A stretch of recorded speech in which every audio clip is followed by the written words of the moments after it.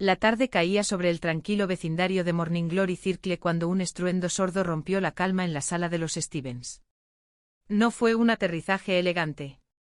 La tía Clara, con su habitual falta de puntería en las artes del vuelo mágico, había fallado por unos metros, terminando en el suelo en lugar de la cocina.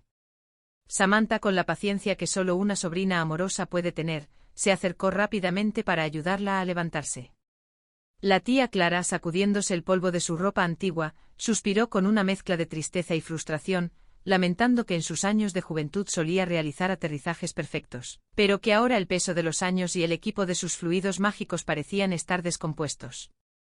Samantha intentó consolarla, asegurándole que no pasaba nada, que solo necesitaba un pequeño ajuste de energía. Mientras Samantha se distraía tratando de reparar una lámpara que parecía tener un alambre suelto, la tía Clara, impulsada por un deseo de ser útil y una advertencia sombría sobre los peligros de la electricidad, decidió tomar cartas en el asunto. Recordó con temor la historia de un amigo que había muerto por una descarga eléctrica en la lejana prisión de Alcatraz, y aunque Samantha le pidió que esperara a que Darren llegara a casa para encargarse de la tarea, la tía Clara no podía quedarse de brazos cruzados. En su mente las palabras técnicas se mezclaban con el misticismo. Comenzó a murmurar para sí misma palabras como watts, ohm y ciclos, invocando a las fuerzas de la electricidad para que le enviaran una solución, un guía, un experto. Lo que sucedió a continuación no fue una simple reparación. Con un destello de magia mal calculada, el aire de la habitación se espesó y, de la nada, apareció un hombre de semblante noble, con anteojos cuadrados y una vestimenta que pertenecía a otro siglo. La tía Clara, emocionada y confundida a la vez, exclamó con júbilo que allí estaba el electricista.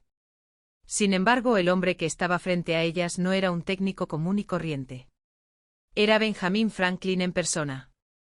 El gran inventor y estadista miraba a su alrededor con una perplejidad absoluta, admitiendo que, aunque un hombre prudente nunca debe asegurar un hecho sin estar convencido, él era ciertamente quien decía ser, aunque no entendía cómo había llegado a ese lugar lleno de aparatos extraños. Samantha, dándose cuenta de la magnitud del error de su tía, trató de mantener la compostura. La tía Clara, por su parte, se sentía decepcionada al descubrir que el famoso inventor, que tanto había experimentado con los rayos y las cometas, no tenía la menor idea de cómo arreglar una lámpara moderna del siglo XX. Samantha presentó a las damas y Benjamín, con la caballerosidad propia de su época, respondió con un saludo en francés, lo cual confundió aún más a la tía Clara. Benjamín explicó que en sus tiempos el francés era el idioma del refinamiento, pero su mayor asombro surgió al enterarse de que se encontraba en pleno siglo XX. Para un hombre de ciencia, la idea de que la humanidad hubiera avanzado hasta el punto de transportar a una persona a través de las centurias era simplemente colosal y fantástico. El encuentro se tornó aún más peculiar cuando Benjamín solicitó un tarro de cerveza para aclarar sus ideas, argumentando que, aunque la bebida no mejora las facultades mentales, ciertamente ayuda a sobrellevar el asombro. Samantha llevó a la tía Clara a la cocina para discutir la situación.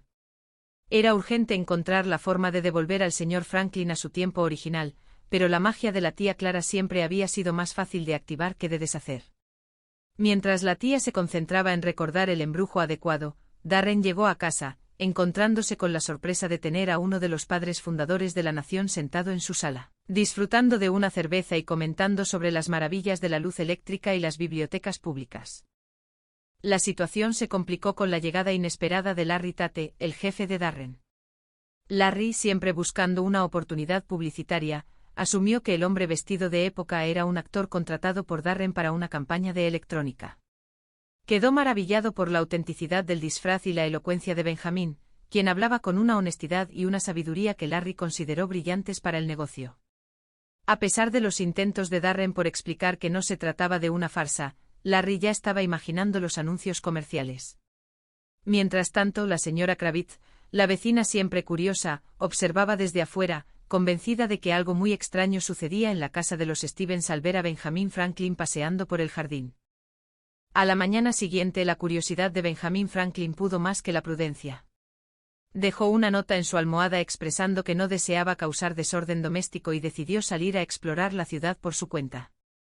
Para él, el siglo XX era un laboratorio gigante. Caminó por las calles, observando los carruajes sin caballos y los edificios que tocaban el cielo. En su camino, se encontró con un joven de apariencia descuidada que se burló de sus ropas. Benjamín, con su ingenio intacto, le dio una lección de civismo y lenguaje, demostrando que la verdadera rudeza reside en la ignorancia y no en el atuendo. La aventura tomó un giro dramático cuando Benjamín llegó a una estación de bomberos. Al ver un moderno camión bomba, su instinto de inventor se activó. Recordó cómo él mismo había iniciado los departamentos de bomberos en Filadelfia y, movido por el entusiasmo de ver cuánto había avanzado la tecnología de extinción de incendios, comenzó a manipular los controles del vehículo. El camión se puso en marcha accidentalmente, causando un pequeño caos en la vía pública. A pesar de sus buenas intenciones y de su deseo de ayudar, la ley moderna no fue tan comprensiva con el visitante del pasado. Samantha y la tía Clara lo encontraron justo cuando un oficial de policía lo ponía bajo arresto por robo de propiedad municipal. En la corte, la escena fue surrealista. Benjamin Franklin, defendiéndose con la Constitución que él mismo ayudó a inspirar, reclamaba su derecho a un juicio rápido. El juez, confundido por la edad declarada del acusado, 260 años, fijó una fianza de $1000. Darren, con un suspiro de resignación, pagó la fianza para evitar que el ilustre invitado pasara la noche en una celda, aunque el juicio quedó programado para 4 semanas después. Al regresar a casa, la urgencia de devolver a Benjamín a 1776 se volvió primordial. No podían permitir que un personaje histórico tan crucial se quedara atrapado en una red de trámites legales y escrutinio público. La tía Clara, después de mucho esfuerzo y concentración, finalmente logró recordar las palabras adecuadas.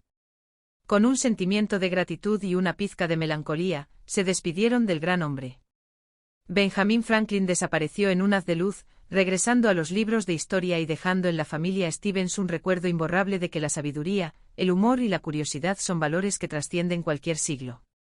Al final, aunque $1000 era una suma considerable, Samantha y Darren comprendieron que haber compartido un tarro de cerveza con la historia no tenía precio.